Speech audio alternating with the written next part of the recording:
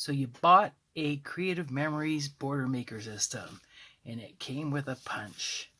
But from there, of course, came more punches and more punches. And so the question becomes, how do you store all these punches? Hi, my name's Suzanne Collins, and if you're new to my channel, welcome. Today we're going to discuss border maker cartridges from Creative Memories and how to store them. I'm going to go through various options, the pluses and minuses of each one, and what I do with my cartridges and why. Storing your border maker cartridges will largely depend on your budget, the amount of space you have, and what your intent or purpose is for those cartridges. So let's head to the craft room and explore this topic. One of your most inexpensive ways to store your border maker cartridges might be to grab a plastic container from your local hardware or dollar store. What I like about this one is it does have a good handle in which you can carry the item. Most boxes don't come with handles, and you end up cramping up your little fingers as you try to grab the depth of the box with the weight that's in it. This one itself has multiple snaps on the lid, so if you're carrying it by the lid, it won't break off. And it also had a separate compartment on the top in which you can remove to get to your punches on the lower level. Disadvantage of these bins is the fact that they are a lot higher, and you do have to stack your cartridges to get the most use out of the space you do have. So if they don't come with a separate little drawer like this, you're going to be stacking the cartridge on the cartridge, and then you're always digging to find things. But this is a great, practical, inexpensive way to store your cartridge. If you are looking to buy your box commercially to hold your border maker cartridges, your paper holder, and your cartridge punch dispenser, these are the minimum requirements for sizes that you will need to accommodate this. Another inexpensive way to go is with Totally Tiffany, in which you can get the little Edna Buddy bags, which will hold 12 cartridges. The lid on this bag is a little flimsy. They do have other options which can store on the shelf, and they do have inserts in varying sizes to suit your needs. If you do have the money and space to make your own custom design space, Stamp and Storage has a great variety of holders, both wall mounted and table, that will hold the complete border maker system or the cartridges. IKEA will have the Calyx units, small, medium, or large, in order to hold your border maker cartridges, and the Stamp and Storage will make an insert for that box. Some people like storing their border maker cartridges right inside the box to perhaps keep them safe or have them handy for resale. But I figured if you're going to buy the cartridges, it's because you want to use it. And to go through the system of fighting with the little tab and the box, and then pulling out, what do you do with these bits of cardboard? Do you toss them, or do you save them because you're going to repackage them to sell again later? I don't know, but to take this cartridge out every time, do your punches, then go ahead and fight to get it back in the box with your little bits. You can see here my little tab is getting destroyed as we speak. Just not for me. You bought the punches to use them. Let's get them out of the boxes, punch all these wonderful decorative shapes, and get them on your pages. Of course, that means you can still store the boxes in case you plan on packaging them and selling them later.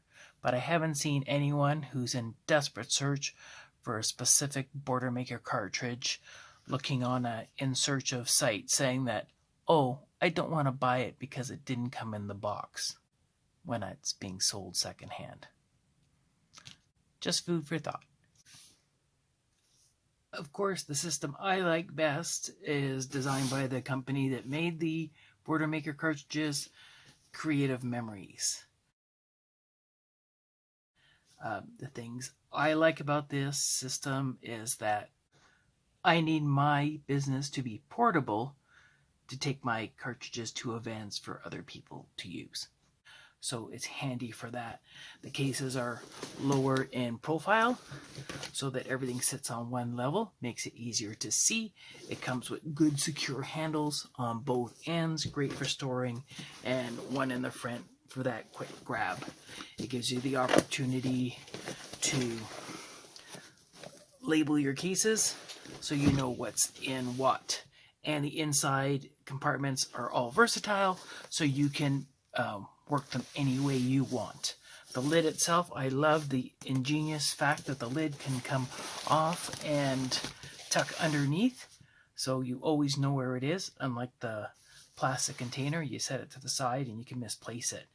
The inside compartment, this one you can see here, I made it universal for the large punch as well as the smaller Border Maker system. My case number 2, labeled as such, does contain the cartridge holder and the cartridges themselves.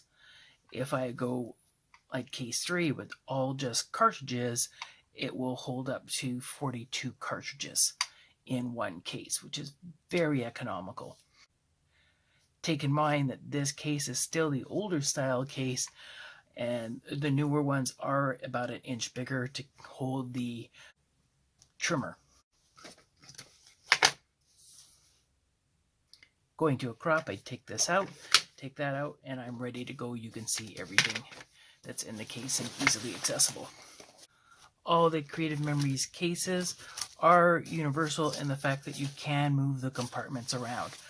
For my cases, I do label them at the top using a cardstock that I cut on my Cricut to number them, and I adhere them with adhesive, and I also put some Scotch tape over the top just to make sure they do stay on firm.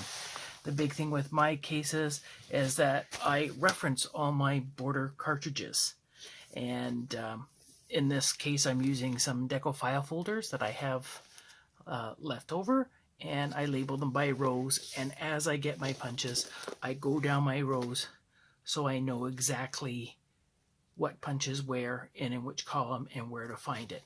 Having your index, so no matter what system you use, having an index is essential for knowing what you have and where it is.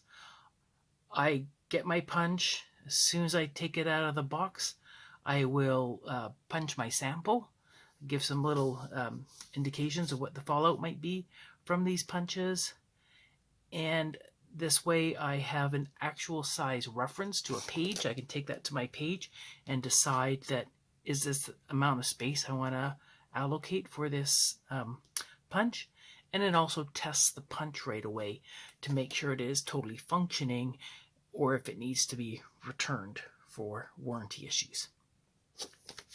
If you do not own the deco file folders, my system for creating your own is just to take a piece of cardboard that you get in your packaging, add your 12 by 6 inch flip-flap sleeves onto the cardboard, and you can create your own inserts to add what's inside that punch.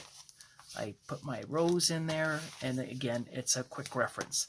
These will sit, this is case 2, will sit on the top of each case, so I can quickly reference what it is I want to see. Let's say I'm going here to row 4, I want the cable chain, and I know that the first 4 punches are on top of my divider line, the last 3 are on the bottom. So for my cable chain, I'm going to go to row 4 just above the line, row 4 above the line, and that should be my cable chain punch. So having your indexing system, no matter which system you use, will help you totally organize all your Boilermaker cartridges. At a crop, I will store my Boilermaker cases directly on the crop table. At home, you can see here that I use the IKEA Horavan cart to store my cartridges. I prefer this design as the weight distribution is the most functional. I hope you found this how-to video helpful. If you do anything differently, I'd love to hear about it in the comments. We'll see you soon.